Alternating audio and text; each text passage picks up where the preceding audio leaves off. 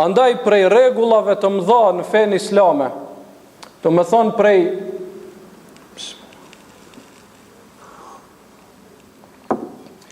rregullave të mëdha në fenë islame, të cilat i kanë përmendur dietarët, është një fjalë që e kanë përmendur, kema te dinu tudan.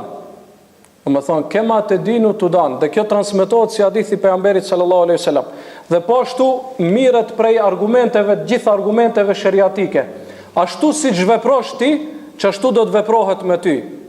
Do të thonë ashtu si sillesh ti me tjetër kënd, ashtu do të sillet dokush me ty.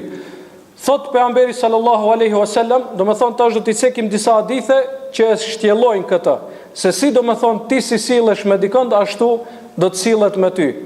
Thot pejgamberi sallallahu alaihi wasallam, "Ar-rahimuna yarhamuhumur rahman.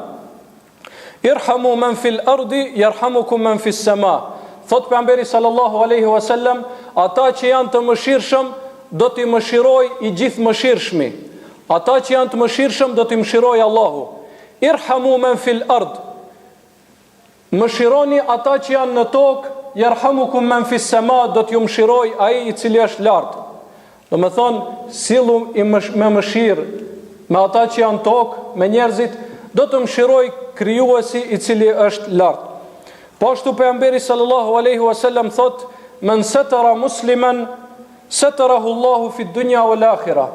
Kush ai i cili ja mbulon një tmet një muslimani, Allahu do t'ja mbuloj tmetat e tij në dunja dhe në ahiret. Do të thonë, ashtu siç po sillet ki, Allahu do të sillet me të.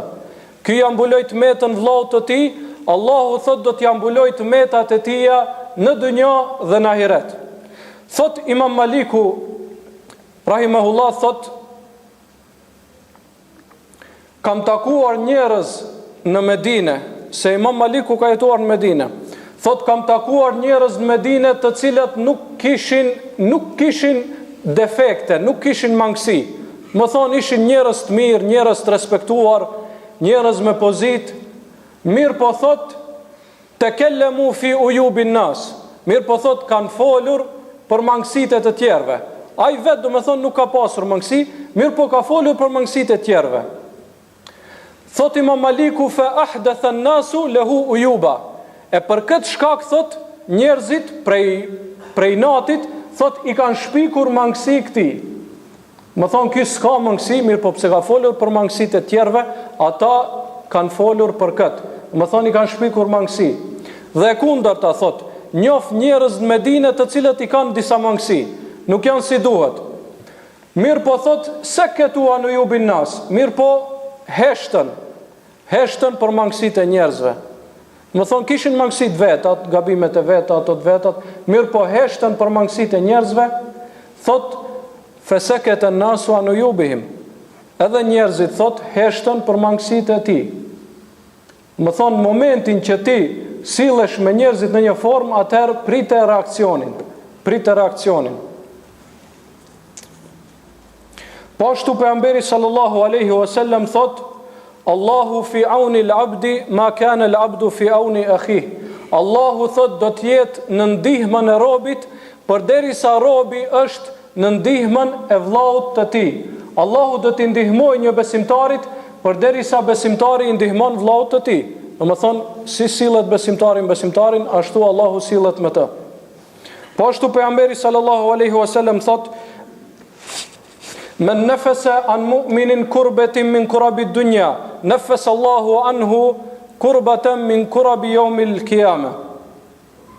Thot pejgamberi sallallahu alaihi wasallam, kush e largon besimtarin nga një ngushticë e kësaj bote, nga një telashe e kësaj bote, Allahu thot do ta largoj atë nga ngushticat dhe telashet e ahiretit. Po ashtu pejgamberi sallallahu alaihi wasallam thot, men yassara ala mu'sirin yassara Allahu alaihi fi dunya wal akhirah. Kush ja lehtëson gjendjen njerit i cili është në vështirësi, Allahu thot do t'ja lehtësoj gjendjen e tij në ditën e gjykimit. Pra, këto dhe argumente tjera të shumta e vërtetojnë, do me thonë, këtë fjalë të urtë e cila thot se si të sillesh me tjerët, ashtu do të sillen ata me ty. Andaj pejgamberi sallallahu alaihi wasallam thot, kush shpreson në shpërblimin e Allahut dhe në hyrjen në xhenet, thot mos t'i vi vdekja, vetëm se duke pasur mendim të mirë për Allahun dhe duke u sjellur me njerëzit ashtu siç dëshiron që ata të sillen me të.